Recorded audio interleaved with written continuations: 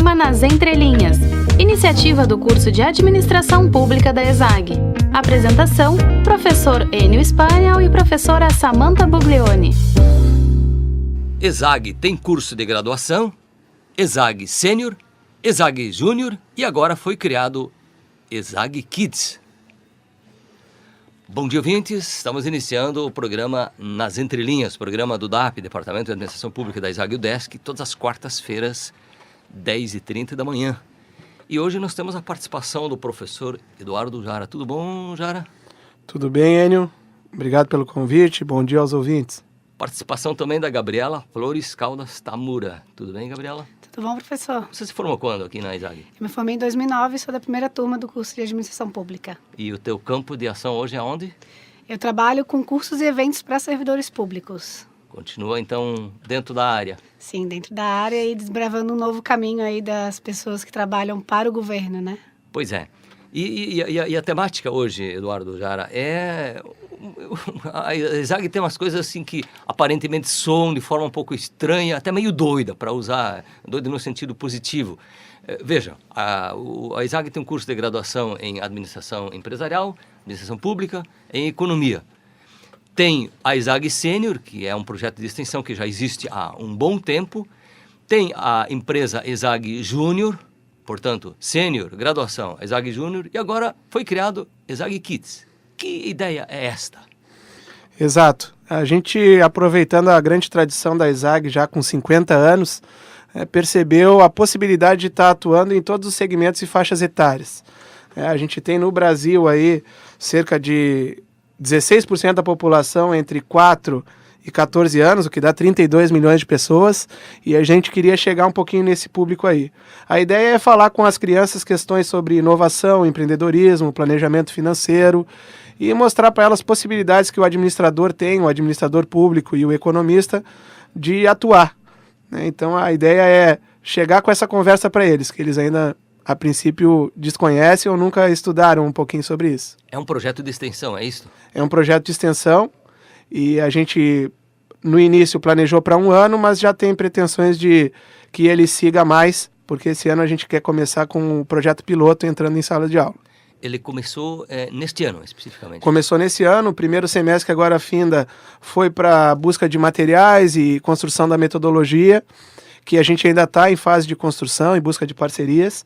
E no próximo semestre a gente quer ver se consegue já chegar em campo e chegar em algumas escolas aí da rede pública e particular. Ou seja, por enquanto não existe o contato direto então com as crianças ainda para fazer um processo educacional. Não, por enquanto ainda não. A gente está na busca de parceiros, a gente tem o Instituto Público, hoje está representado aqui pela Gabriela.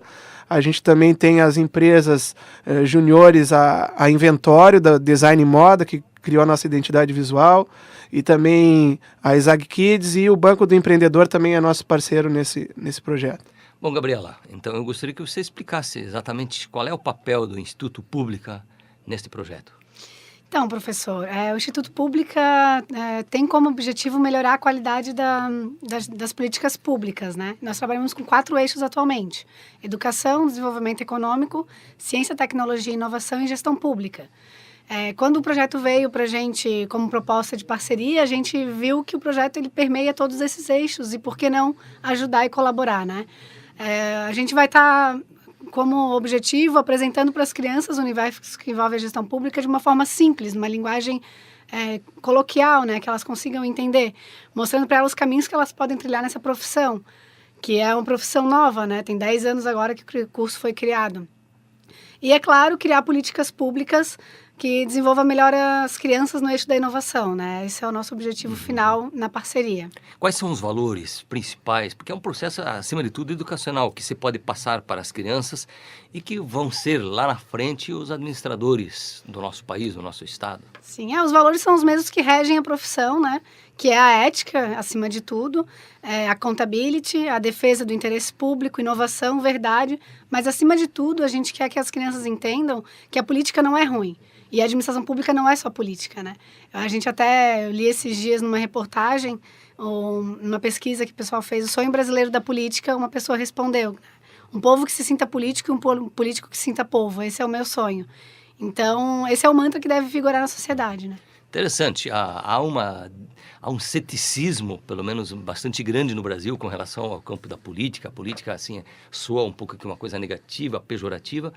A impressão que vocês querem dar é exatamente o inverso? Com certeza. A gente acredita que política é a única forma que uma sociedade tem de demonstrar a democracia, né? A que se veio. Então, não tem por que ser ruim, né? Se algumas pessoas fazem disso um campo ruim, a gente tem que mudar isso e mostrar o lado bom da política para as crianças. Pois é, professor Jara, a partir de que idade dá para falar, assim, concretamente em política para as crianças? Elas já fazem ações, às vezes, políticas, em brincadeiras, em negociações, organizações de grupos. E o nosso foco é tratar tudo isso de uma forma lúdica. A gente não quer especificar termos como taxa interna de retorno, coprodução, coisas muito específicas para eles. Nesse momento talvez não seja o ponto, mas comentar sobre isso é importante. Eu cito o caso aqui de crianças, porque a gente vai trabalhar com crianças.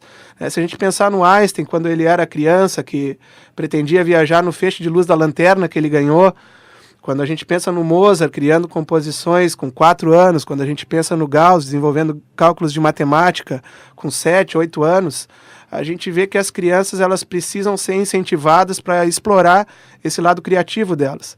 E a gente quer chegar lá com esse intuito, incentivar elas a pensar diferente. Pois é, o projeto lida fortemente com a ideia do empreendedorismo, inovação. Mas a ideia de empreendedorismo e inovação pode às vezes soar como consumo. A criança vai para o mercado, olha o visual bonito de um chocolate, de alguma coisa do tipo e quer consumir. Como é que você responderia a essa? Exato, e as empresas já estão muito atentas a isso e fazendo embalagens cada vez mais bonitas e atrativas e colocando na altura média de uma criança para ela poder enxergar bem isso. O nosso foco está longe disso. A gente, na nossa pesquisa, História da Arte, sobre o tema empreendedorismo e crianças, a gente vê muitas críticas em relação a isso, desenvolver o empreendedorismo é incitar a sociedade de consumo, e a gente está num caminho bem contrário a esse. A gente tem como o argumento principal a inovação. E aí falar sobre inovação, incentivar as crianças a pensar de forma inovadora e apresentar para ela o grande problema que resulta essa sociedade de consumo, desigualdade, distribuição de renda, nem um pouco questão sustentabilidade, ela não é respeitada. Isso tudo a gente quer trazer para a nossa discussão. Então, ele não é um programa que visa o capitalismo e o lucro excessivo. Até por isso a restrição da gente não trabalhar com adolescentes que muitas vezes eles já têm essa ideia de eu vou criar um negócio para enriquecer. A ideia ali é as crianças criarem brincadeiras novas, criarem invenções, produtos, ou até mesmo soluções sociais. É isso que a gente quer incentivar com eles. Gabriela, a geração dessa turma que está chegando aí é a geração da tecnologia.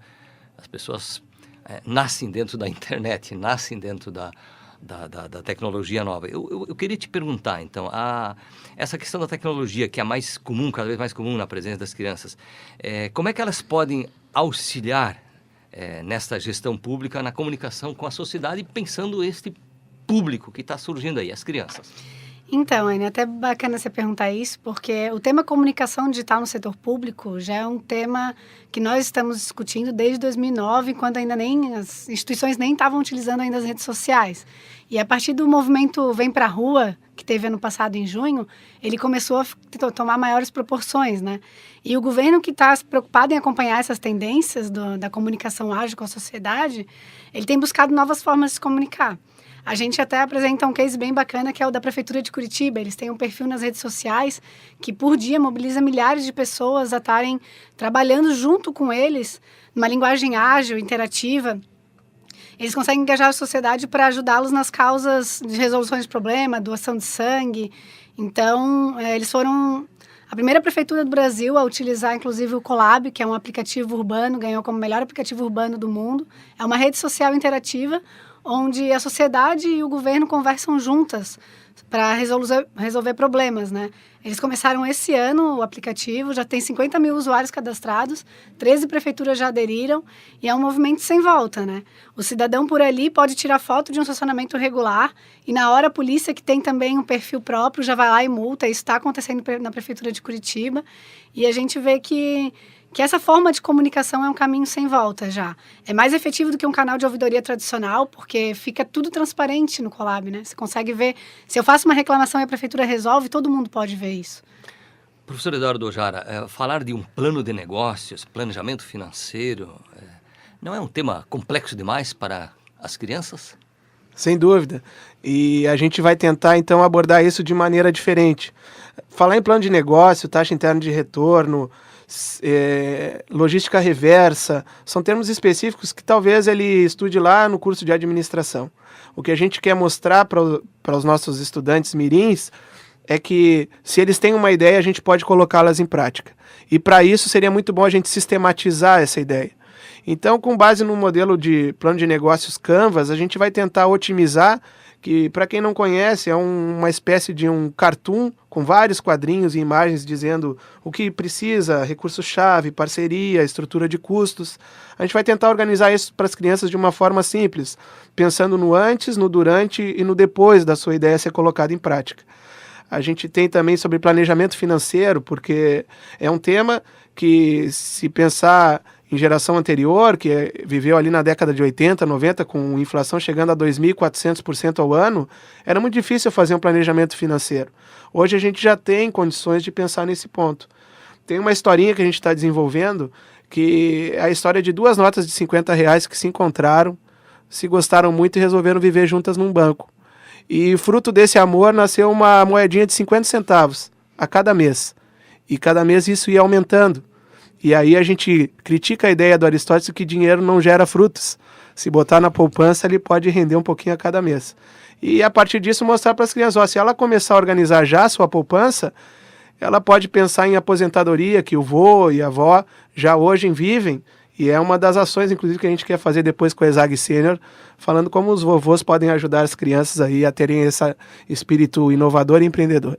Gabriela, eu queria te fazer uma última pergunta. Que políticas públicas poderiam ser criadas para incentivar as crianças a inovar? Então, o nosso intuito com o projeto é justamente responder essa pergunta. A gente vai fazer do projeto um piloto, né? E ver o que deu certo, o que não deu. E depois da gente ter o projeto como piloto, a gente vai poder sugerir e implantar políticas públicas. Mas a ideia é justamente no eixo da educação mesmo, né? Incentivando as crianças a inovar, laboratórios de aprendizagens, criando feiras de inovação, atividades de campo. Através dessas ações a gente vai poder criar políticas públicas. E por fim, Eduardo Jara, qual é o estágio atual do projeto? Como é que, enfim, vão para as escolas? Você já explicou uma questão inicial, mas quem sabe você detalha um pouquinho mais. Sim, nós estamos a princípio agora regando bem a sementinha, já temos um broto que é o esboço de uma cartilha que a gente está construindo. Para formalizar dessa cartilha, a gente poder propor ações nas escolas.